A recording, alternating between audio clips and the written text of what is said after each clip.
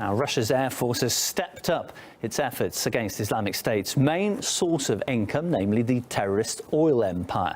The illegal crude is smuggled into Turkey on an industrial scale. Jihadists make millions of dollars selling cheap crude on the black market, making ISIL the richest terrorist organisation possibly ever. Ankara has denied ever buying Islamic State's oil. Let's discuss this in more depth now with Dr. Mowaffak al Rubaie, member of the Iraqi Parliament and the country's former national security advisor. Dr. al Rubaie, many thanks for joining us on RT. What do you personally know about the extent of ISIL's oil smuggling into Turkey? In the last 8 months, ISIS has managed to sell what's worth $800 million worth of oil in the black market of Turkey. This is Iraqi oil and Syrian oil, and these are carried by trucks from Iraq, from Syria through the borders to Turkey and sold in a less than 50% of the international oil price. So it's always sold. It has been always sold in the region of $20 to $21, $22 for the barrel. Now this either get consumed inside, the crude is refined in the on the Turkish territory by the Turkish refineries and sold in the Turkish market, or it goes to Jihan and then in the pipelines from Jihan to the Mediterranean and sold to the international market.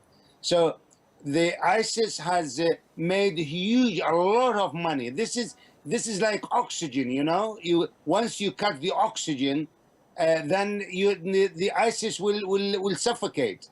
And this is the oxygen supply, money and the dollars generated by selling Iraqi and Syrian oil in the Turkish black market is like the oxygen supply to ISIS and its operation. Now this is number one. Number two, there are still some jihadists filtering through from all over the world in Istanbul as a hub for these jihadists, and trickling or percolating down to the Syrian Turkish borders and Iraqi Turkish border. Now, I would like to ask Mr. Erdogan. He's been violating the Iraqi airspace for the last 12 years, at least since 9th of April 2003 until this moment of time, claiming that he is trying to attack and target PKK and YPG. Now, and also what is happening in between Turkey and ISIS. Let me tell you something which is not being reported well in the international press, and that's the treatment of the wounded terrorist from ISIL. They get treatment in the Turkish hospitals near the borders and inside the hospitals, and we have report from our intelligence agencies. We have cross-matched this, and they've told us that there are still, even in the wounded ISIL fighters get treated in Istanbul itself. Dr. al Rubaie, you mentioned the supply of oil and where it's being refined. Another key aspect, who's buying it? Well, the merchants, the businessmen, the Turkish businessmen in the black market in Turkey, and under the noses, under the auspices, if you like, of the Turkish intelligence agency and Turkish security apparatus. And there is no shadow of doubt in my mind that Turkish government know about this very well, and they're turning a blind eye to it. You mentioned the incursions into Iraqi airspace.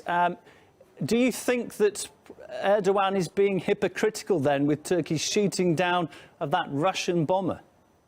Well, I think this is a provocative act of Erdogan.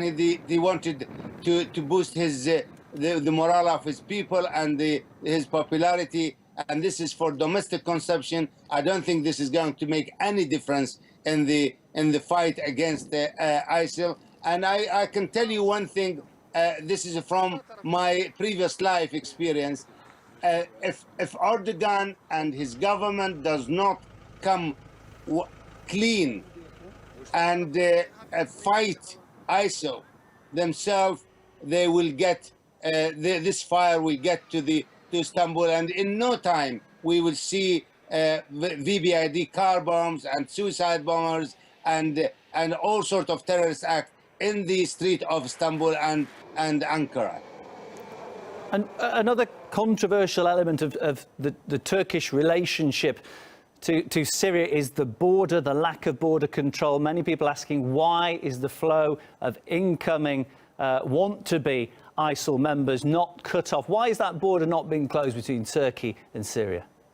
There is no doubt in my mind that there is the security office. There are security officers who are sympathizing with the ISIL in Turkey, and they are allowing them to percolate and infiltrate from Istanbul to they move from Istanbul to the borders and then go through the border to Syria and then to Iraq.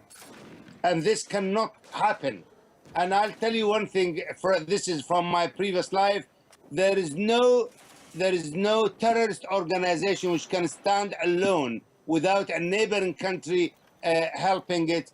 Like now, in this case, Turkey. There is no doubt that Turkey is helping in an indirect way or in a very subtle way that they're helping ISIL. And unless they come clean and they come very, very clear in the effort, in the international effort, whether it's the international effort led by United States of America or the effort now, which is led by Russia. And also, I have to tell you that we in Iraq, where I sit in Baghdad, we are benefiting great deal from the coordination, intelligence coordination of the coordination cell, which is based in Baghdad between Iran, Iraq, Syria, and Russia. Our guest this hour, Dr. Mowaffak al Rubaie, member of Iraqi Parliament, former National Security Advisor to Iraq. Dr. al Rubaie, many thanks for joining us.